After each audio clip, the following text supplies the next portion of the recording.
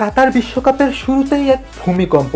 ৩৬ match অপরাজিত থাকা favourite Argentina যখন সৌদি আরবের মুখোমুখি হলো, সারা বিশ্ব মনে করেছিল এটি স্রেফ সময়ের ব্যাপার।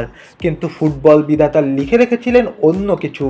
মেসির গোলের পরও ৫ মিনিটের এক অবিশ্বাস্য ম্যাজিকে বদলে গেল পুরো ইতিহাস। আজকের ভিডিওতে আমরা ফিরে দেখব কাতার বিশ্বকাপের সেই রোমাঞ্চকর লড়াই। ম্যাচের ১০ মিনিটেই পেনাল্টি থেকে গোল করে আর্জেন্টিনাকে ১-০তে এগিয়ে দেন লিওনেল মেসি।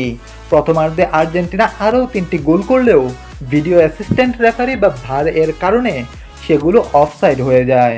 মনে হচ্ছিল আর্জেন্টিনা ব্যবধান আরও বাড়াবে, কিন্তু সৌদির হাইলাইন ডিফেন্স আর অফসাইড ট্র্যাপে বারবার আটকা পড়ছিল লুতারো মার্টিনেজ ও ডিমারিয়ারা। বিরতির পর হঠাৎ করেই সব বদলে গেল। ৪৮ মিনিটে সালেহ আল সেহরির এক নিখুঁত শট সমতায় ফেরে সৌদি আরবকে।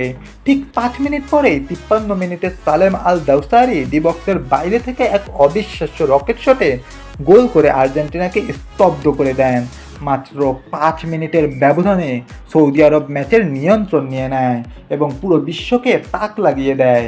এই হারের পরও আর্জেন্টিনা বিশ্বকাপ জিতেছিল, কিন্তু সৌদির এই জয় ফুটবল ইতিহাসে চিরস্মরণীয় হয়ে থাকবে। আপনার কাছে এই হারের কারণ কী ছিল?